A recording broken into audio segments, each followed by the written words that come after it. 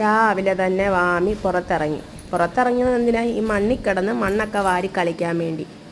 ഞാൻ പറഞ്ഞു, മോളെ മണ്ണൊന്നും വാരി കളിക്കൽ, കയ്യിലെല്ലാം അഴുക്കാവും.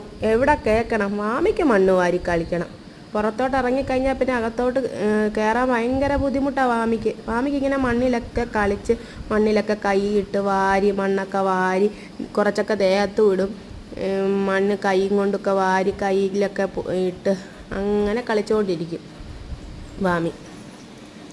ഞാൻ പറഞ്ഞ ഇച്ചിച്ചിയാ മോളെ എവിടെ കേൾക്കണം? പിന്നെ അങ്ങനെ പറഞ്ഞ് ലാസ്റ്റ് അവിടെ നിന്ന് എഴുന്നേറ്റിട്ട് ഒരു ചരിഞ്ഞ പടിയുണ്ട് അവിടെ.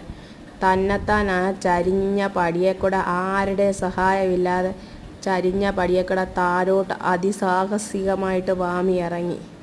എന്നിട്ട് അപ്പം വാമി വിചാരിച്ച് ഞാൻ മിടുക്കി എന്ന് പറയുമെന്ന്. ഞാൻ പറയാത്തിന് തന്നെത്താൻ കൈകൊട്ടി മിടുക്കി എന്നും പറഞ്ഞ്